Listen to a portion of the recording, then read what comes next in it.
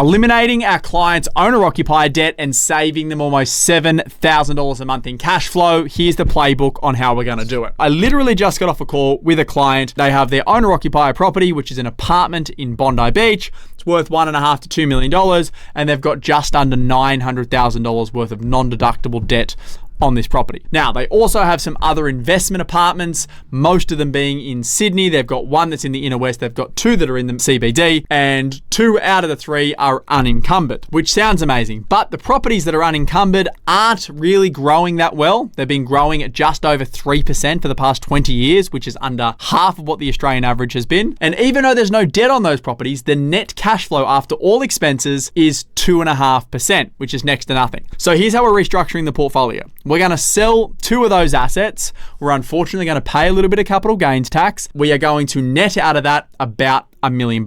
Now, with that $1 million, we're then going to clear the owner-occupier debt completely. So the owner-occupier property in Bondi will have 0 debt on it, and that will save $6,500 a month of after-tax owner-occupier repayments, and we're still going to have $100,000 of cash left over. And then what we're going to do is we're going to debt recycle off the owner-occupier property. So we're then going to refinance, and we're going to release $500,000 worth of equity from the owner-occupier property, and we're going to combine that with the $100,000 of cash that was left over. So now we have $600,000 of cash and equity to then use to go buy more investment assets, of which now is 100% tax deductible because it's investment debt. So we've now debt recycled. With that $600,000, we will then go buy $2.5 to $3 million worth of investment assets in blue chip locations that are all growth focused. So essentially what we've done is we've eliminated underperforming assets. We've used the gains out of those assets to eliminate our owner occupier debt. We've freed up $6,500 a month in cash flow, and now we're going to debt recycle, turn all of our debt into investment debt, and go on and grow a high growth investment portfolio, which will set this client up for retirement.